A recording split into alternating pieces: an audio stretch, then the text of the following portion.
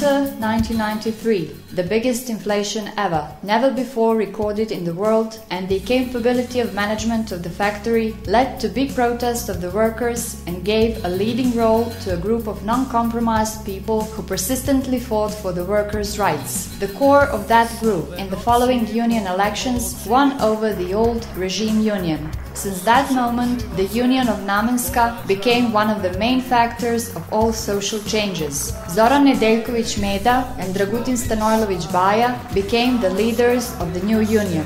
First big action of Namenska Union, after a long, unsuccessful fight with the management, began on August 19, 1996. The workers of Namenska, led by the union board, came out to the streets of their town every day, asking for the change of the management. Meetings, strolls, demonstrations. During the heaviest protest, workers and the board of the union started hunger strike. 96 workers started hunger strike and 58 of them finished it. Others had health problems. Hunger lasted for 11 days and nights. On October 27, the protests were over because the management was forced to accept all 8 demands of the union.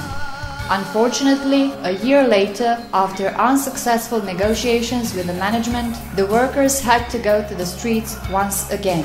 In the summer of 1997, the board of the union decided to walk to the capital, which is about 140 kilometers away. 100 workers, led by the leaders of the union, walked from Kragujevac to Belgrade. Several buses with the workers from Namenska also arrived to Belgrade that day. Certain concessions were achieved, but the final solution was not found. As a result of previously unfulfilled requests, in the spring of 1998, the workers of Namenska are in protest, out in the streets again. New hunger strike began. This time, 56 people were in strike. Mass demonstrations aroused the whole town and our requests were fulfilled on May 14, 1998. The workers of Namenska started a protest again in September 1999. The protests lasted until November 21, 1999. Our requests were partially fulfilled.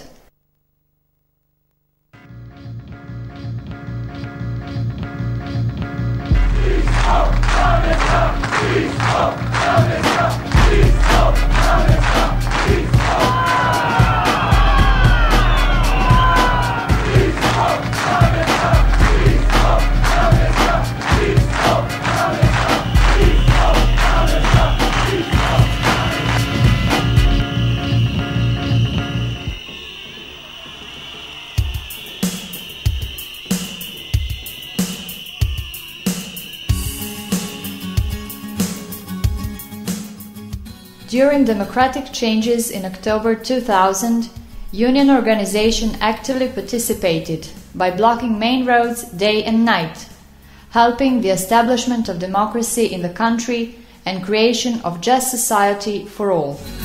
Još ove noći moram poći, osjećam život se porađa u meni.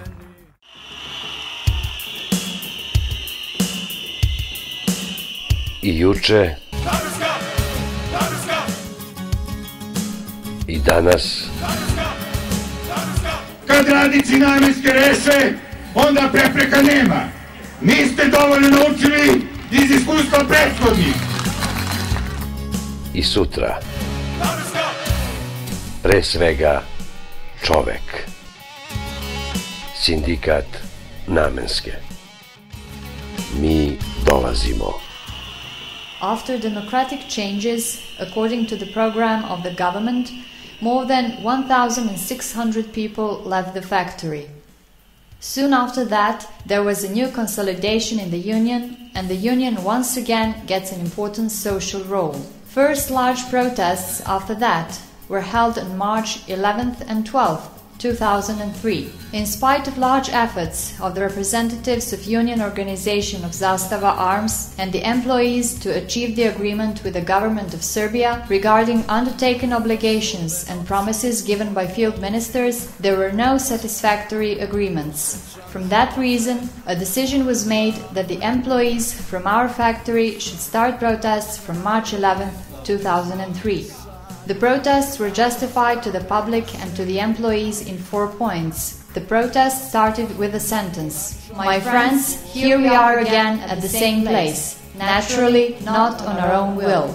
After the protests from March 12, 2003, we heard the news that the Prime Minister Zoran Đinđić was killed. Tragic death of the President of the Government of the Republic of Serbia created completely new situation in the country. The board of the Union immediately held a meeting and made a decision to temporarily stop the protests of the workers due to the new situation in the country. Union Organization of Zastava oruzje sent letters of condolences to several addresses.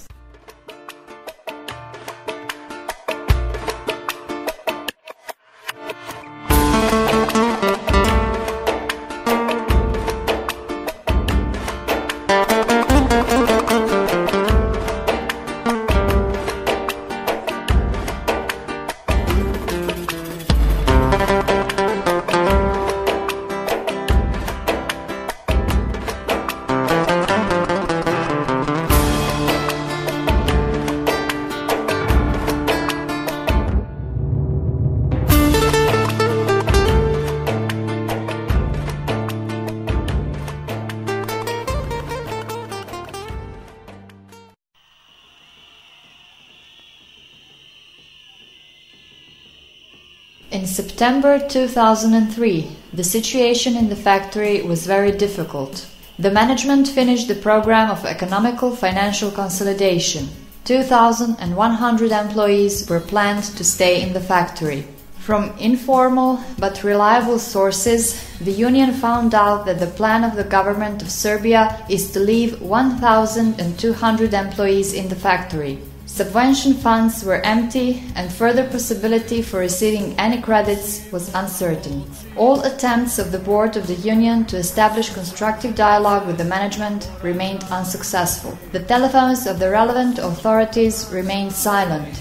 The board and the assembly made a decision to start protests. After 6 days of street protests, when the management of the factory did not function, the employees took over the administration building and spent 2 days and a night in it. The result of these activities was that the president of the government of Serbia invited the management of the union to a meeting, which was held in Gornji Milanovac. An agreement was reached that there would be no firing of the employees and that other requests would be fulfilled.